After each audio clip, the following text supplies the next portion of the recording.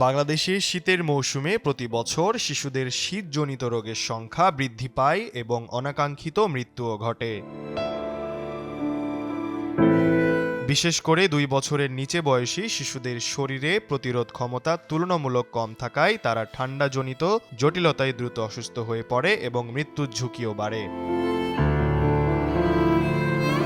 শীতে শ্বাস-প্রশ্বাসের ব্যাধি যেমন নিউমোনিয়া বিশেষ করে শিশুদের জন্য সবচেয়ে বড় ঘাতক। বিশ্ব স্বাস্থ্য সংস্থা এবং গবেষণায় দেখা গেছে নিউমোনিয়া বাংলাদেশের শিশু মৃত্যুর অন্যতম প্রধান কারণ, যেটি প্রায় ২৪,০০০ শিশুকে বছরে মৃত্যুর দিকে ঠেলে দেয়।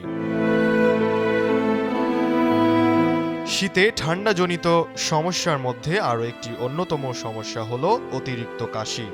জ্বর বা শ্বাসকষ্টে প্রাথমিক চিকিৎসা না নিয়ে বিছানা বা ঘরে রাখা হলে জটিলতা ভয়াবহ রূপ নিতে পারে।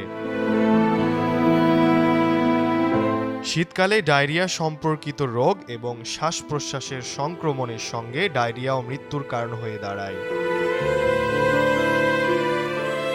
১ নভেম্বর ২০২৫ থেকে ৩০ ডিসেম্বর ২০২৫ পর্যন্ত দেশের হাসপাতালে ৯৫,৩৭৮ জন পেশেন্ট শীত সম্পর্কিত রোগে ভর্তি হয়েছে। এর মধ্যে ২৮,৫২৪ জন শ্বাসকষ্ট ও নিউমোনিয়া রোগে ভুগেছে।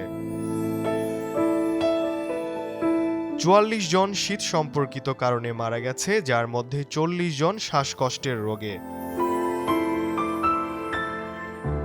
আগের শীতেও ২০২৪ সালের শীতকাল একই তথ্য ভিত্তিতে রিপোর্ট ছিল যে বছরের শীত সঙ্গে যুক্ত রোগে ৬২ জনের মৃত্যুর খবর পাওয়া যায়।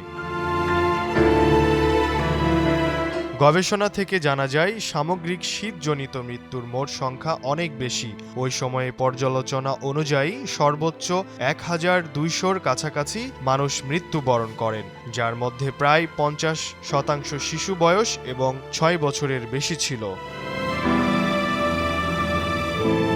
শিশুদের মৃত্যু থেকে রক্ষা ও করণীয়। শিশুকে গরম কাপড়, মোজা, টুপি, স্নান পূর্বে দ্রুত শুকনো এবং রাতে খাটে কম্বলে রাখা জরুরি। জ্বর, কাশি, দ্রুত শ্বাসকষ্ট, বুক ধড়ফড় করা এসব দেখলেই শিশুকে দ্রুত স্বাস্থ্য কেন্দ্র অথবা ডাক্তারের কাছে নিয়ে যেতে হবে।